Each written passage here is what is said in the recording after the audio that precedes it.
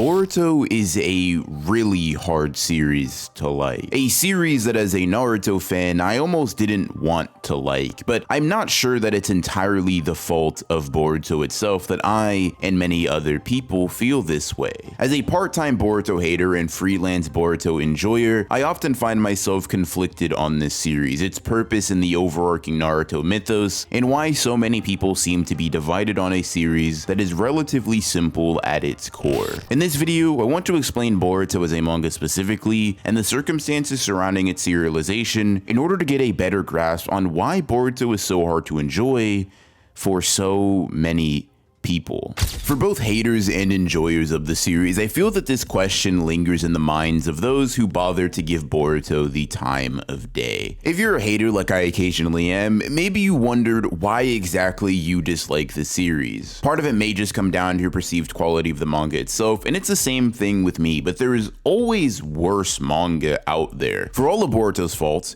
it's far from the worst story I've ever read, but the inherent and instinctual disdain I used to hold for this series did not reflect that fact. If you're a casual or even competitive fan of the story, then maybe you wonder why people have such an intense agenda against a manga you happen to appreciate and see as a successful extension of the Naruto franchise. Why do the haters have such intense emotions wrapped up in a manga that they deem so bad? Why do they even bother thinking or talking about it to begin with? In my experience, being someone who's lived the double life, a double agent if you will, I think the reason Boruto appreciation is so hard to come by boils down to 5 key points. Boruto's relationship with Naruto, the muddying of our childhood, Boruto's presentation, ignorance, and stubbornness. Now the first 2 points are like peanut butter and jelly, and for many potential new viewers, these might have been Boruto's first and only strikes against it. While this may not be entirely fair to Boruto, the fact of the matter is that it will always be compared to one of the best manga ever, and a series that millions and millions of people tie their childhoods to, and this already puts it in an extremely tough position. No matter how good the writing in this manga was, it would always be compared to Naruto. When Boruto goes left, he'll be criticized for Naruto going right. If he goes up, he should have gone down like Naruto. But if it followed too closely in the footsteps of its predecessor, questions about its purpose as a story would arise, and as anime fans like to do, Boruto would probably be called a cheap copy of the superior story. Unless the manga outright cleared the story of Naruto, leaving no room for interpretation or argument, the shadow of its predecessor would loom over it forever, and considering the fact that Naruto is almost universally received positively with the exception of its conclusion, that would be an extremely tall order and tall ask for this story. Boruto was and still is in a textbook damned if you do, damned if you don't situation, at least in the eyes of many people. And while I'm putting the people who have this unpleasable mentality in a critical light, it doesn't mean that I can't or don't understand where they're coming from. Boruto is a follow-up to Naruto. It is a sequel, and I don't think it's unfair to expect or want a follow-up series or story to measure up to the one already delivered, especially when the original story, the original manga, concluded in a definitive fashion and did not require a sequel to tell its story. It's also, at least in my opinion, extremely competent from start to finish, giving Boruto not only steep competition, but making many people wonder what the purpose of this series is, what it's going to add to the world, the overarching universe of Naruto. It's a precarious situation, and with both sides of this argument having at least some valid points, a line in the sand was likely drawn from the start. Some already decided that Boruto was going to be an inferior manga, only aiming to make a quick buck off of Naruto's popularity. Some decided that Boruto was its own thing entirely and that they would judge it on its own merits without comparisons to Naruto. In my mind, this initial division gave Boruto a bit of a harder time justifying itself to those viewing it, but it wasn't in such a bad position from this alone that it couldn't recover in the public eye. That was until they made Naruto a deadbeat. Now I want to make it clear, I don't think making Naruto a bad, incompetent, or negligent parent at the start of the story is a bad decision. I've had my hangups with it for a while, but my friend Mikey made this comprehensive Boruto analysis that made really solid points in regard to this decision and why it falls in line with Naruto's character and the story that Boruto is trying to tell. I recommend checking it out after you guys watch this video, in fact. And while I call Naruto a deadbeat just seconds before, the situation is much more nuanced than that. More nuanced than what many many people first reading the series care to appreciate or even consider. But despite this decision being a good one, or at least one that isn't the worst thing in the world, that doesn't make it an enjoyable writing decision. Because think about it like this: Naruto is our friend, our hero, our old protagonist, the character we used to root for in every battle and every conflict, the character who overcame hardship after hardship in order to arrive at the place he is now to become Hokage. He's also someone who knows what it's like to be lonely, to have no one care about him, and to generally just be isolated. And this all makes you wonder why he would do such a thing. Why would he put Boruto in a similar position to him when he was a child? Why would this great person, this determined person, this person that you developed a connection to over 700 chapters, be portrayed like this? It may sound dramatic, but it feels like a betrayal. It kind of hurts to know that this is the way that Naruto acts, and at the risk of sounding like a drama queen, it kind of feels like a personal slight. In hindsight, this feeling of spite was likely intentional, purposefully placed there to make the audience feel the same thing that Boruto feels in its initial chapters, but still, it hurts. How is this fair? How could he do this? How could this happen? All of these questions swirling in the reader's and Boruto's mind quickly turns to anger and disdain for the thing they're looking at. In Boruto's case, he learns to resent the role of Hokage, the position that took his father from him, because just like us, he used to have Naruto all to himself and his family. It wasn't until the extra responsibility was put on his father's shoulders that Boruto started feeling isolated from him. But on our end, in a painfully ironic twist of events, many people, including myself, got mad at Boruto, both the series and the character, for doing this to Naruto. In universe, the role of Hokage stripped Boruto's rose-tinted glasses of his father. In the real world, what took these glasses is the existence of Boruto himself. So while this may have been an excellent writing decision conceptually, what it didn't take into account, or rather what it discarded altogether, was how unable people are to separate themselves from their prior attachments to look at the bigger picture. And it's really funny that it did this, because it actually creates this weird relationship and understanding, even if it's subconscious, between Boruto and the reader. Just as Boruto isn't willing to give Naruto the time of day to understand the nuance, the complexity, and the reasoning for Naruto being the way that he is, the audience, or at least a decent portion of them, are unwilling to do the same thing for the quality and writing decisions made by Ikimoto. The premise was good, but the feelings this decision evoked in many fans wasn't. And if I had to hazard a guess at when Boruto really dug itself into a deep hole, at least in the public perception of many fans, I'd say it was here. It doesn't help that Boruto is also riddled with character flaws the moment he brings focus onto him as the story's protagonist. Despite his wonderful friends and peaceful life, he's an extremely whiny brat, and he takes shortcuts, as well as lacking the grit needed to obtain anything that isn't handed to him on a silver platter. These negative initial traits don't make him bad, but they do make him annoying, and they make him not Naruto. Sure, Naruto was a whiny brat back in the day, but he was also an isolated whiny brat. He was a whiny brat that was willing to work hard to change that as well. He was the furthest thing in the world from being spoiled or taken care of, so it's easy to excuse these behaviors because of his upbringing and take his side. Naruto's first chapter does an amazing job of making you feel like he needs your support. He needs someone on his side, which is why ignoring his negative traits in favor of caring for him is so much simpler than it is for Boruto. Boruto has his own fair share of hardships, especially as the story progresses,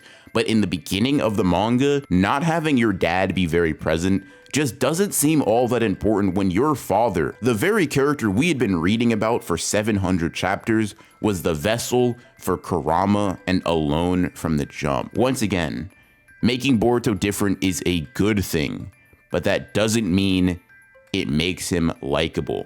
No, I'm not saying judging Boruto based on likability is right, but it is the reason people felt so strongly about him from the outset. There were plenty of people willing to give it a chance, give Boruto a chance, both the story and the character, and put aside all of the knee-jerk reactions that they had, and I give those people my applause, but it certainly wasn't everyone. Well, I'm sure if you go outside and ask people how they feel about Boruto, the reception for this series will be much more lukewarm in the real world, but just like every opinion or idea, it's when stepping into the online space that the harsher lines in the sand are drawn, and I think many of these divisions started really early on.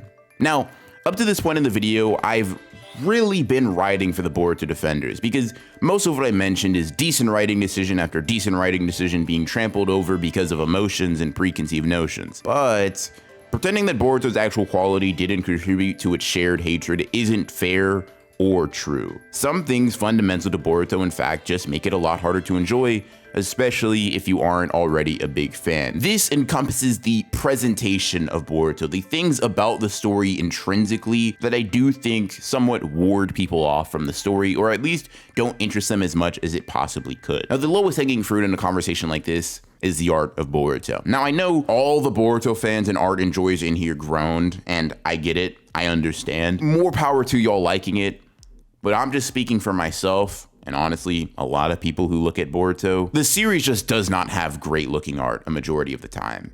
Okay looking? Sure, I could give you that, I could concede on that, but no one wants to just see okay art. There are a few key panels and pages that you can cherry pick to argue that Boruto's art looks good, but those moments are too far and too few to really make the point that you want. Now, I want to quickly set up a little defense just in case people started typing up some new comments. I don't think Boruto art looks horrendous. It's not the worst thing in the world. I mean, Ikimoto's a professional, so obviously his art is better than anything I can make, but it's also very unexpressive, very boring, and lacking in energy at times. Moments that are meant to be emotional lose a lot of their punch when the character's face conveys a fraction of the intended feeling. And the fights, oh my god, the fights are just so bland, man. Speed line after speed line, boring pose after boring pose, weird face after weird face. Say what you will about Boruto, but its art doesn't immediately demand your attention. Not compared to Naruto, nor compared to the other manga vying for your reading time on a regular basis. Now, I know, once again, this series isn't necessarily in direct competition with everything around it,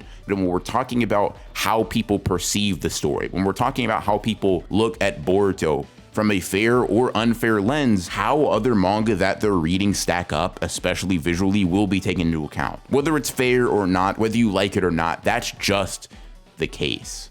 Speaking of regular basis, by the way, Boruto drops on a monthly schedule, meaning that you also aren't getting new material on a regular enough timeline to change the perspective of new readers or onlookers all that quickly. Granted, this means that Boruto will drop longer chapters, but if you compare Boruto's 12 chapter drops to something like One Piece, which will drop around 40 chapters a year, you can see how this starts to make a difference really quickly. If every Boruto chapter is 40 pages, you're getting max 480 to 500 pages of Boruto every year, versus One Piece's 600 to 700.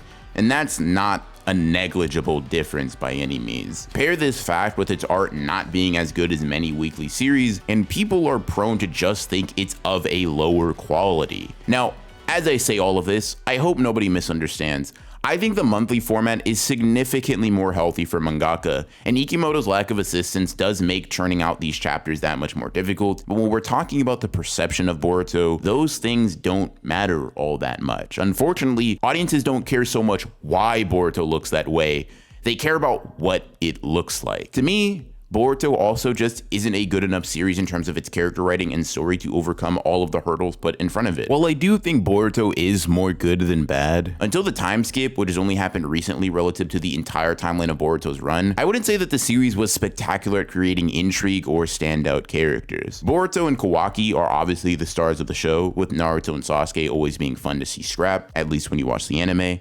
And I think Ishiki was a serviceably good villain, but other than that, I'm either iffy or just straight up don't care about a lot of the moving pieces in this story. Sarada is just whatever.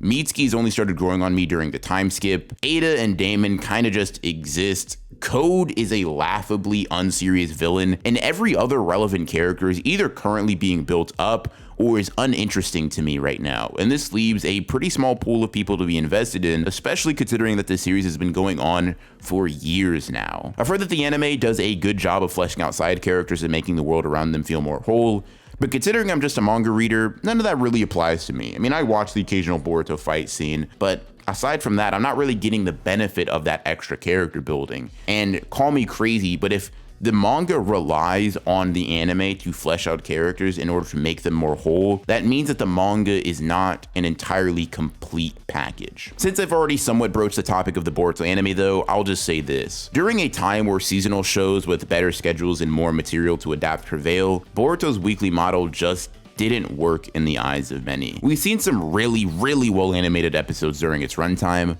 but the long stretches of filler plus the very inconsistent animation does make it strange to get into for some. The weekly format works for One Piece, kinda, but damn near every episode during Wano looked like a movie. And even the One Piece anime is notorious for its horrendous pacing, so even with the best version of Boruto's format existing, it still has flaws that I think a seasonal release would really help with. I don't really care to get into the whole anime canon versus filler debate in this video, or any video for that matter, but one thing I can say confidently is that anime fans for some reason hate anything adapted that isn't in the manga, at least plot-wise. If you aren't adding extra choreography to a fight, they pretty much look at the additional story as pointless, which I'm sure doesn't help change the discussion around Boruto. Now, me personally, I think anime canon could be a useful tool in certain instances, but considering we're talking about the perception of Boruto, why people find it so hard to enjoy, and not my personal sense exclusively, you could take that with an infinitesimally small grain of salt. But with the presentation of Boruto, anime included, kind of being talked about, this just leaves ignorance and stubbornness as the two final reasons that contribute the most to Boruto's relatively negative perception. Simultaneously, the simplest and most annoying to deal with, and just like the first 2 points I already addressed in this video, I feel as if they are two sides of the same coin. When I say ignorance, what I mean is a lack of insight on the inner workings of Boruto narratively. Many people are interested in learning why they don't like something. They're content with simply being upset about it. This isn't necessarily a bad thing, but in this context, it leads to people not understanding or caring to learn what makes Boruto so enjoyable to so many people. This has been the case with me for quite a long time, and while I'm sure I'll never be Boruto's biggest fan, in the process of making this video and after watching my QB's comprehensive Boruto analysis, I can say I'm less ignorant of this story's nuance than I was before. Now, I could already hear you clacking away at your keyboard, so let me just say this. Not every person who doesn't like or even hates Boruto doesn't get it. I know that phrase can be pretty annoying to hear when conversations arising from media analysis happen, but that's not what I'm saying. Ignorance is only a potential piece of the Boruto hating puzzle, and if this piece doesn't apply to you, don't worry about it. I'm not personally insulting your intelligence. However, I do want you to ask yourself this. Have you truly given Boruto the time of day to really sit and think deeply about what it is that you like about it, what its intentions are, and how it executes on its premise? Not just coming up with reasons to dislike it, but truly looking at the manga for what it is and evaluating it on its own merits. You certainly don't owe any series this level of seriousness, but if you haven't put in the minimal amount of work to comprehend what you are reading, the only word to use in this situation is ignorance. And contrary to popular opinion, I actually think ignorance is completely fine so long as you understand what you know and what you don't know. There are plenty of series I don't like that I probably never will because I'm unwilling to put the time and effort into understanding them, their intentions, and what they're going for. And that's okay, but I also have to understand my limits as someone critiquing those very stories because it's real easy to start talking out of my ass if I don't know what I'm talking about to begin with. If you're ignorant on Boruto and you want to talk about the series, you kind of have two options. Blab on about things that you know nothing about, or learn about what you're talking about and maybe have a better understanding of that. However, where ignorance meets stubbornness is where the most annoying part of the Boruto haters arise, because ignorance is something that I think can be fixed. You can educate somebody, you can let them know about certain things, you can have discussions. But when you pair someone not knowing what they're talking about and them not caring to learn anything is where you get a very aggravating combination of abilities. Being unrelenting in your opinions, despite being presented with new information, isn't a trait conducive to growth or evolution, and I say this as an extremely innately stubborn person myself. It's hard to change your mind on topics you've entrenched yourself in, trust me, I get it, but it's important to actively make an attempt every day to be a more open-minded person. This is limited to Boruto, but every series you come across and every situation you find yourself in. Boruto Discourse is just an infinitely small microcosm of this important thing. I get it if it's for jokes amongst friends or you're just having fun slandering here and there, but hating Boruto because you've always hated Boruto is not really a reason at all. You aren't a better or smarter critic for not allowing yourself to grow and change in what you enjoy, and it's not embarrassing to change your opinion either. The amount of time I stance on so many pieces of fiction changes will have you thinking I have multiple personalities, but that's simply a result of me allowing myself to be presented with new evidence, take everything in stride, and come to a new conclusion, all without making it this internal struggle and debate that I have to really fight over. If anything I'm saying right now resonates with you, you might be stubbornly hating Boruto and potentially even missing out on a story you'd enjoy if you allowed yourself to be more fluid in your thinking. Despite all of my preaching though, I get it. Boruto really is easy to hate, and for a lot of people, it's hard to enjoy. As I've described throughout this video, some reasons are entirely on the audience or circumstances outside of Ikimoto's control, some are due to Boruto and how it presents itself, and some come down to the inability or unwillingness to change your mind. But the great thing about media analysis and discussion is that the conversation can always change. Coming across a well put together Boruto video prompted me to think about my own relationship with the series, and it'd be really cool if this video could accomplish that for even one person moving forward. Videos and discussions in general have the ability to change the opinion surrounding a series or character if it gets enough attention, for better or for worse. All I can hope is that this video maybe puts things into perspective a little bit and gives the Boruto community a few new fans or people who decide to read the story with a more open mind than they had before. While I don't make Boruto content on a regular basis, if you enjoyed this video from a general analysis standpoint and would like to see more of this style of content breaking down other stories, subscribe, hit the bell, and comment what series you'd like to see me talk about next down below. As always, I hope you enjoyed the video, and I'll see you in the next one.